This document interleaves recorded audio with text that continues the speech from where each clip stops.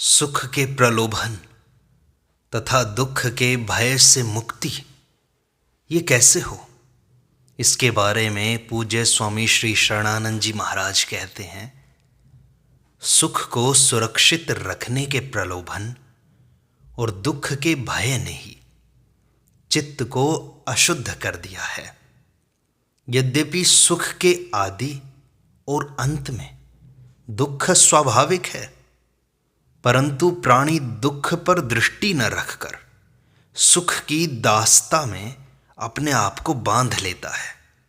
उसका परिणाम यह होता है कि सुख भी सुरक्षित नहीं रहता और दुख से भी नहीं बच पाता। अर्थात न तो सुख के भोग की ही सिद्धि होती है और न दुख के भय से ही छुटकारा मिलता है, जिसके न मिलने से चित्त अशुद्ध हो जाता है। सुख क्या है? उसमें इतनी प्रियता क्यों?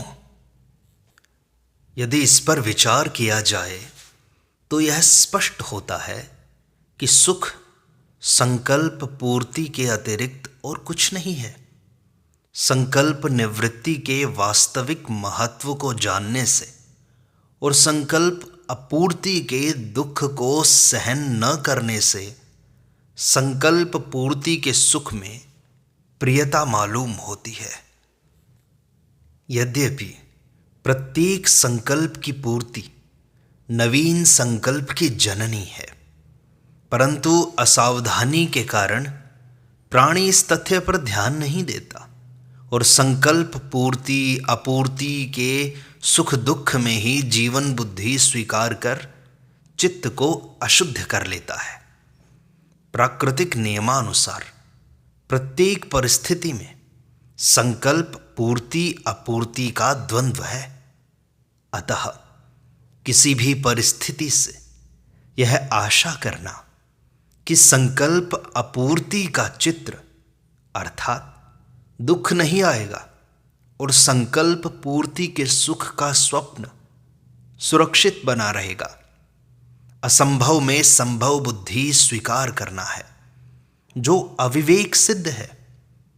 इस दृष्टि से प्रत्येक परिस्थिति समान ही अर्थ रखती है, तो फिर अप्राप्त परिस्थिति का संकल्प करना निरर्थक ही सिद्ध होता है और परिस्थिति को ही जीवन मानना सुख दुख में आबद्ध होना ही है और कुछ नहीं, जो चित्त की अशुद्धि है। सुख दुख अपने आप आने जाने वाली वस्तु है, उनके सदुपयोग में ही प्राणी का पुरुषार्थ निहित है। सुख दुख का सदुपयोग सुख दुख से पार के जीवन से संबंध जोड़ने में अथवा उससे अभिन्न करने में समर्थ है। इतना ही नहीं, सुख दुख का सदुपयोग सुख दुख में समानता का दर्शन कराता है, जिससे सुख की दास्ता और दुख का भय मिट जाता है, जिसके मिटते ही चित्त शुद्ध हो जाता है। सुख दुख के सदुपयोग के महत्व को भली भांति जान लेने पर किसी अप्राप्त परिस्थिति की कामना नहीं रहती और प्राप्त परिस्थिति साधन सामग्री के अतिरिक्त और कुछ नहीं प्रतीत होती। या यूं कहो कि परिस्थितियों में जीवन बुद्धि नहीं रहती, जिसके न रहने पर संकल्प पूर्ति की दास्ता मिट जाती है और ज्यों संकल्प निवृत्ति का महत्व अंकित होता है चित्त में, वैसे ही जीवन से दुख का अभाव होता है। ज्यों ज्यों संकल्प निवृत्ति का महत्व सबल होता है, स्थायी होता है, त्यों त्यों संकल्प अपूर्ति का दुख और पूर्ति का सुख स्वतः मिट जाता है। कामना पूर्ति का प्रलोभन प्राणी को सर्वांश में सत्य का अनुसरण नहीं करने देता, अर्थात न तो असत्य को जानकर उससे विमुख ही होने देता है और न असत्य को प्रकट करने का साहस ही रहने देता है। उसका परिणाम यह होता है कि व्यक्ति सत्य की तो चर्चा करता है, और असत्य में रमण करता है, जो वास्तव में चित्त की अशुद्धि है। कामना पूर्ति की दास्ता प्राणी के मूल्य का अपहरण कर लेती है, जिसके होते ही साधक वस्तु, व्यक्ति इत्यादि के अधीन हो जाता है। वस्तु के अधीन होने से लोभ और व्यक्ति के अधीन होने से मोह की उत्पत्ति होती है, जो चित्त को अशुद्ध कर देती है। सर्वांश में सत्य का अनुसरण किए बिना निज ज्ञान और जीवन में जो भिन्नता हो गई है उसका नाश नहीं हो सकता, और उसके बिना सत्य से अभिन्नता नहीं हो सकती, जो वास्तविक जीवन है। इस दृष्टि से कामना पूर्ति के प्रलोभन को त्याग सत्य का अनुसरण करना अनिवार्य है। कामना पूर्ति ने ही असत से संबंध स्थापित कर दिया है। यद्यपि असत्य को जानना स्वाभाविक है, परंतु उससे विमुखता दुर्लभ हो गई है, क्योंकि असत से संबंध स्वीकार करने पर ही कामना की उत्पत्ति और पूर्ति होती है। कामना की उत्पत्ति और पूर्ति का द्वंद्व सत्य की जिज्ञासा जागृत नहीं होने देता। सत्य की जिज्ञासा के बिना असत्य के त्याग की सामर्थ्य नहीं आती। यह नियम है कि सत असत का प्रकाशक है, नाशक नहीं, पर सत्य की जिज्ञासा असत को खाकर सत से अभिन्न करने में समर्थ है। अतः सत्य की जिज्ञासा के बिना असत से विमुक्ता संभव नहीं, और कामना पूर्ति के प्रलोभन का त्याग बिना किए सत्य की जिज्ञासा जागृत हो ही नहीं सकती। इस दृष्टि से सत्य से अभिन्न होने के लिए कामनाओं का त्याग अनिवार्य है। समस्त दोषों का मूल कामना पूर्ति का प्रलोभन है। अपने जाने हुए दोष को बनाए रखने की रुचि में भी कामना पूर्ति का सुख कारण बनता है। यह नियम है कि जाने हुए दोष को अपना लेने पर व्यक्ति अपनी दृष्टि में भी अपने को आदर के योग्य नहीं पाता। जो अपनी दृष्टि में आदर के योग्य नहीं रह जाता, वही दूसरों से आदर पाने की मिथ्या आशा करता है और उसके लिए अपने दोष को छिपाता है। यद्यपि दोष छिपाया नहीं जा सकता, परंतु अनादर के भय से भयभीत होकर एक दोष को छिपाने के लिए अनेक दोष करने लगता है। ज्यों ज्यों दोष करता है, त्यों त्यों अनादर का भय अपने आप बढ़ता जाता है।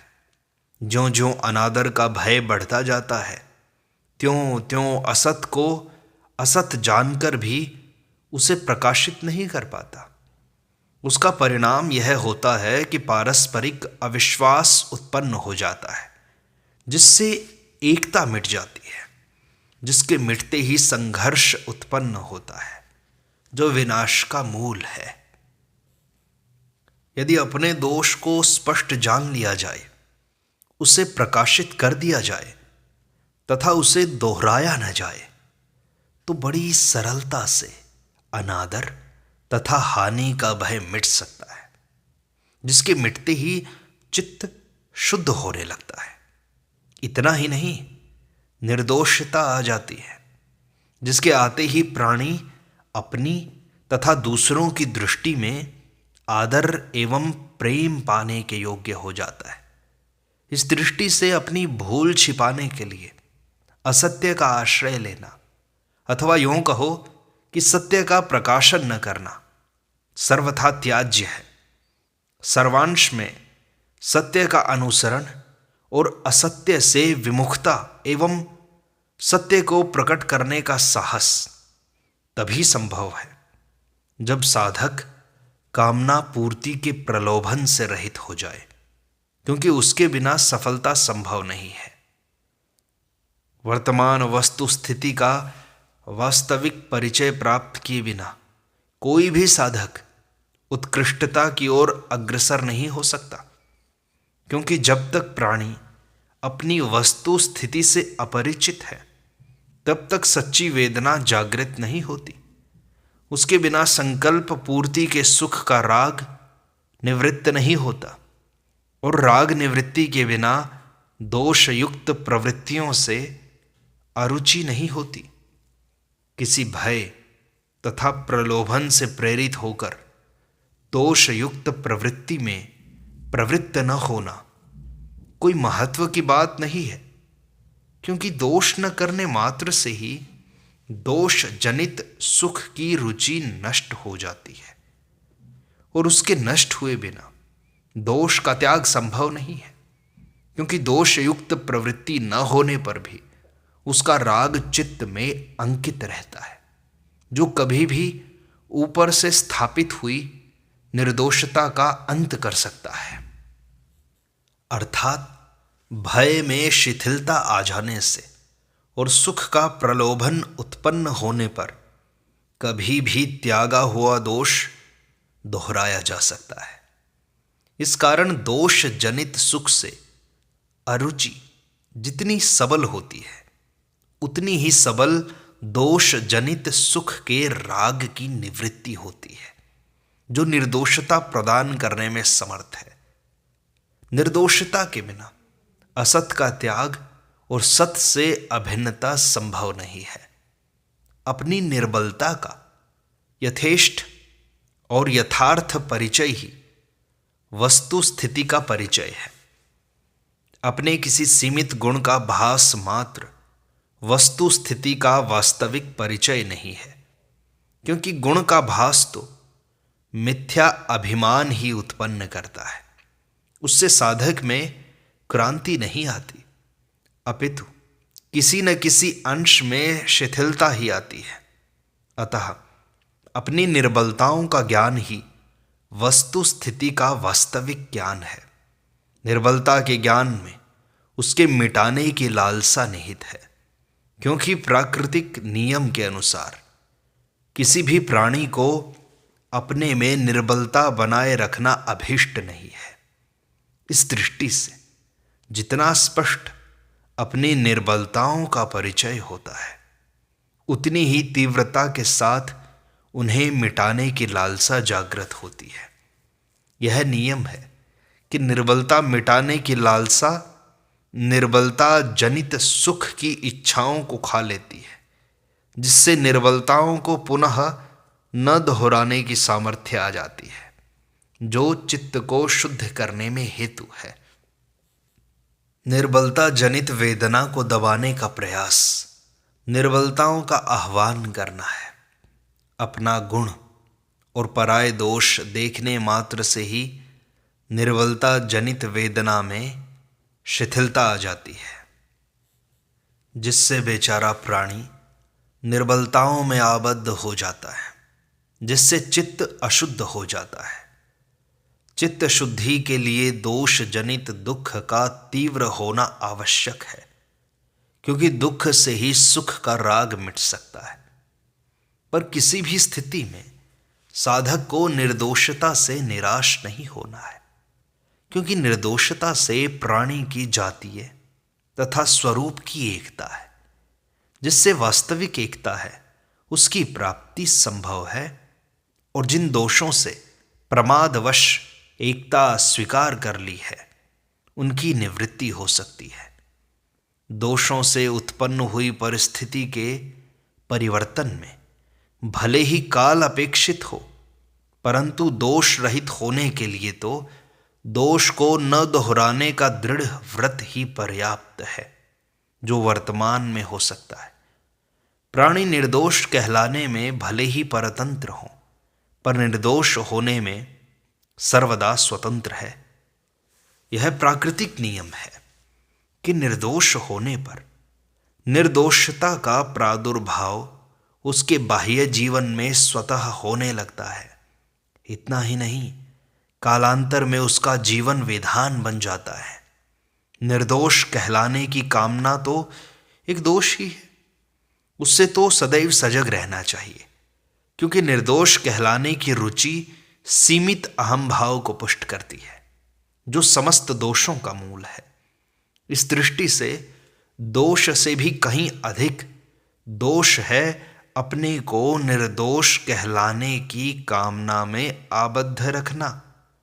इतना ही नहीं, निर्दोष कहलाने की कामना तभी तक जीवित रहती है जब तक साधक सर्वांश में निर्दोष नहीं हो जाता।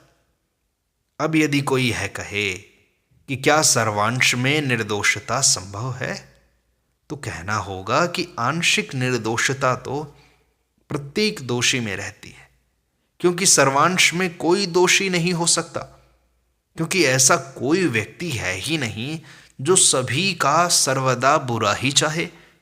बुरे से बुरे व्यक्ति में भी किसी न किसी अंश में किसी न किसी के प्रति भलाई की भावना अवश्य रहती है। यह नियम है कि भावना के अनुरूप ही प्रवृत्ति होती है। अतः यह निर्विवाद सत्य है कि सर्वांश में सभी के लिए कोई दोषी नहीं होता, किंतु निर्दोषता सर्वांश में ही होती है। यदि सर्वांश में कोई दोषी होता तो उसे अपने दोष का ज्ञान ही नहीं होता। दोष का ज्ञान हो रहा है तो यह सिद्ध होता है कि जीवन में किसी न किसी अंश में निर्दोषता तो है। संकल्प पूर्ति के सुख का प्रलोभन और अपूर्ति के दुख का भय चित्त को अशुद्ध करता है। यदि संकल्प की उत्पत्ति ही न हो तो चित्त के अशुद्ध होने का प्रश्न ही नहीं उत्पन्न होता। इस दृष्टि से संकल्प उत्पत्ति ही चित्त की अशुद्धि का मूल कारण है। अब विचार यह करना है कि संकल्प का स्वरूप क्या है और उसकी उत्पत्ति ही क्यों होती है। प्रत्येक संकल्प की उत्पत्ति का कारण एकमात्र अपने में देह भाव स्वीकार करना है, जो अविवेक सिद्ध है। अविवेक विवेक के आदर मात्र से ही मिट सकता है। देह आदि वस्तुओं का स्वतंत्र अस्तित्व स्वीकार करना ही संकल्प का स्वरूप है। अब यदि कोई यह चाहे, यह कहे कि जो वस्तुएं प्रत्यक्ष प्रतीत हो रही हैं उनके अस्तित्व को क्यों न स्वीकार किया जाए, तो कहना होगा कि क्या कोई ऐसी वस्तु है कि जिसमें सतत परिवर्तन न हो रहा हो, अथवा जिसका आदर्शन न हो, अथवा जिसका वियोग न हो। इंद्रिय ज्ञान से जो वस्तुएं प्रत्यक्ष होती हैं उन्हीं में बुद्धि ज्ञान से सतत परिवर्तन भासित होता है। अथवा यूं कहो कि कोई भी वस्तु, अवस्था, परिस्थिति ऐसी नहीं है जो उत्पत्ति विनाश से युक्त न हो। इतना ही नहीं, उत्पत्ति विनाश के क्रम में ही स्थिति भास मात्र है, वास्तविक नहीं। जिसकी स्थिति ही सिद्ध नहीं है, जो केवल प्रतीति मात्र है, उसके स्वतंत्र अस्तित्व को स्वीकार करना प्रमाद के अतिरिक्त और हो ही क्या सकता है। वस्तुओं के अस्तित्व को स्वीकार करने मात्र से बेचारा साधक संकल्प की उत्पत्ति और पूर्ति में आबद्ध हो गया है, और जो सभी वस्तुओं से अतीत वास्तविक जीवन है उससे विमुख हो गया है। यद्यपि जो वस्तुएं प्रतीत हो रही हैं उनकी प्राप्ति कभी संभव नहीं है, और जो वास्तविक जीवन प्रतीत नहीं हो रहा है उसकी ही प्राप्ति सर्वदा संभव है। परंतु बेचारा साधक इस रहस्य को बिना ही जाने प्रतीति मात्र को प्राप्ति, और जिसकी प्रतीति नहीं है प्रत्युत प्राप्त है, उसकी अप्राप्ति मान लेता है। यह मान्यता वास्तविकता से वंचित करती है।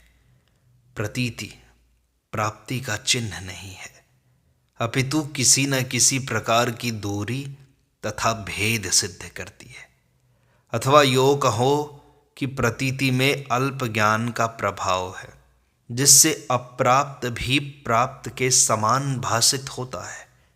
यह नियम है कि भोग, मोह और आसक्ति की उत्पत्ति तभी होती है जब प्रतीति में प्राप्त बुद्धि स्वीकार कर ली जाए। इस स्वीकृति से ही चित्त अशुद्ध होता है। जिसकी प्रतीति इंद्रिय और बुद्धि ज्ञान से संभव नहीं है।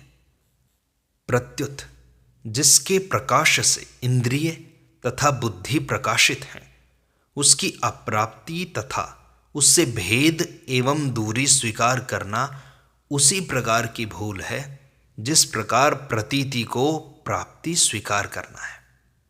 यदि साधक प्रतीति से विमुख होकर श्रम रहित हो जाए तो जो नित्य प्राप्त है उसमें प्रीति, जिससे नित्य योग एवं उसका बोध स्वतः हो सकता है, जिसके होते ही चित्त सदा के लिए शुद्ध हो जाता है, योग बोध और प्रेम प्राप्त में और भोग मोह और आसक्ति प्राप्त में प्रवृत्त कराते हैं। अप्राप्त की प्रवृत्ति श्रम है और कुछ नहीं, जिससे प्राप्त शक्ति का ह्रास ही होता है, जो प्राणी को शक्तिहीनता, जड़ता और पराधीनता में आबद्ध करता है और जिससे चित्त अशुद्ध हो जाता है।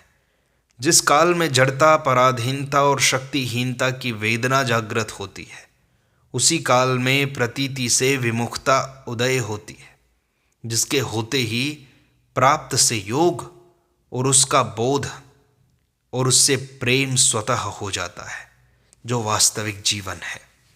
अतः संकल्प पूर्ति अपूर्ति के सुख दुख के प्रलोभन तथा भय से रहित होने में ही चित्त की शुद्धि निहित है।